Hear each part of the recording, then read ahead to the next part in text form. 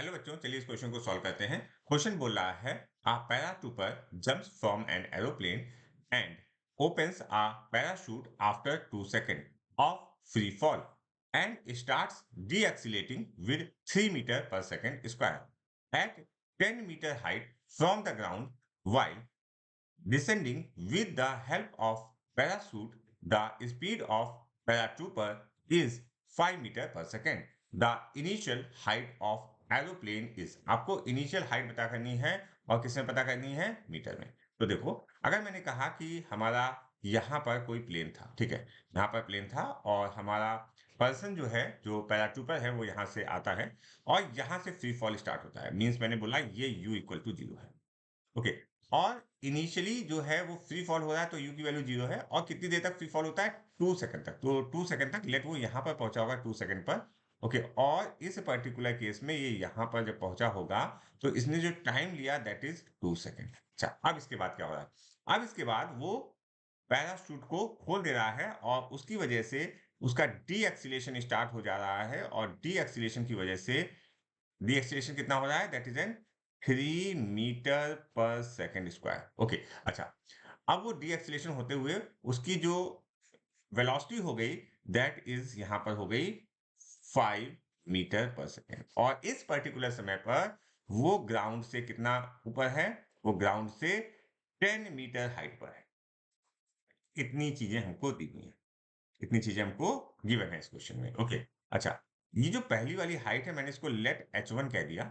Okay, और यहां से यहां तक की हाइट जिसपे उसको एक्सीलेशन डी एक्सीलेशन जो है दैट इज h2 और ये हाइट जो है वो हमको h3 गिवन है।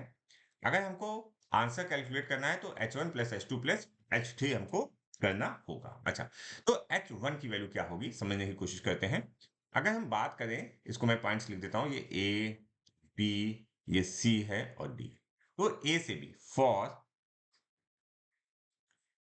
ए टू बी। अच्छा, ए टू बी वाले केस में अगर हम मोशन की सेकंड इक्वेशन यूज करें, मीन्स मोशन की सेकंड इक्वेशन क्या है, S is equal to U T plus half of A T square. तो एस की जगह हम क्या यूज करेंगे बच्चों, एस की जगह हम लिखेंगे एच और इस केस में नीचे की तरफ जा रहा है, ठीक है, तो यहां पर हमने 0,0 लिया होगा तो हम लिखेंगे minus H one is equal to u की वैल्यू क्या हो गई, 0 हो गई। टाइम जो हमारा इस केस में लगा है that is 2। Okay, plus 1/2, g की वैल्यू -10 और यहां पर हो गया 2 मल्टीप्लाइड बाई 2, मैंने लिख दिया 4।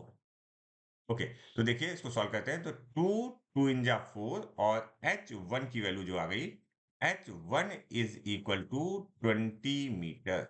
ये h1 की वैल्यू आ गई। क्लियर हो गई बात। अच्छा, अब हम बात करेंगे h2 के लिए। h2 कैसे फाइंड आउट करें, देखिए H2 फाइंड आउट करने के लिए ध्यान से देखिएगा, यहां पर हमको वेलोसिटी पता है तो यहां पर क्या हम वेलोसिटी निकाल सकते हैं, डेफिनेटली यहां पर हम लोग वेलोसिटी निकाल सकते हैं। तो वेलोसिटी निकालने के लिए हमको अगेन जो हम पाथ लिया हुआ था ए बी, इसी का यूज करेंगे और यहां पर हम मोशन की थर्ड इक्वेशन यूज करेंगे।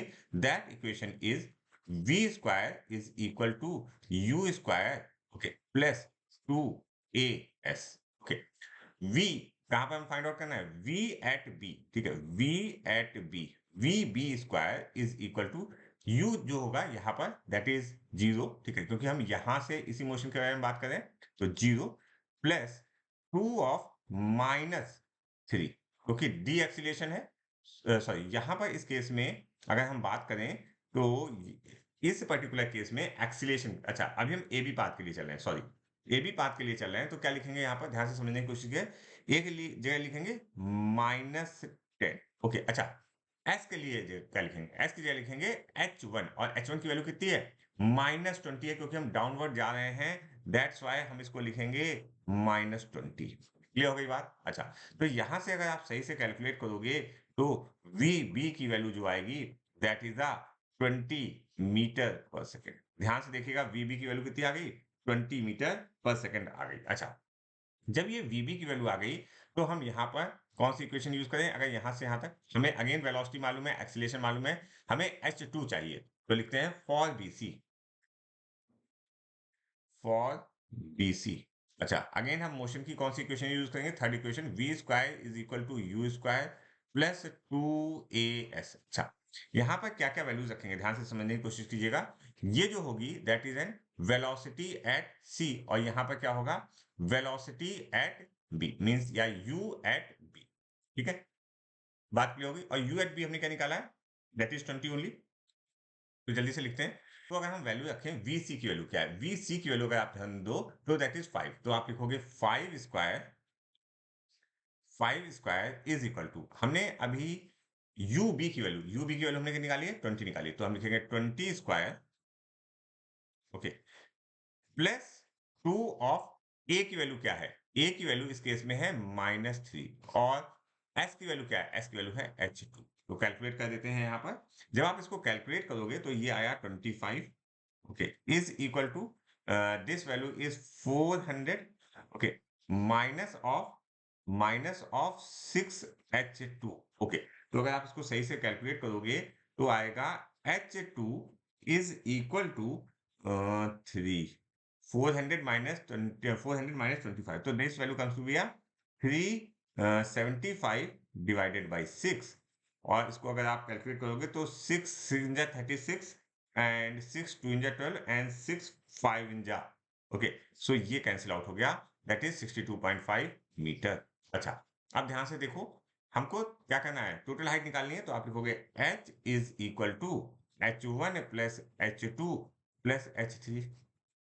h1 की वैल्यू हमने क्या निकाली थी, 20, हम लिखेंगे 20 प्लस 62.5 प्लस h3 की वैल्यू 10 थी, तो ये वैल्यू जो आ गई 6 7 8 9, तो ये वैल्यू जो आ गई that value comes to be 92.5 metre. तो देखते हैं कौन सा ऑप्शन हमारा सही हो रहा है। हमारा option 3 is correct for this question.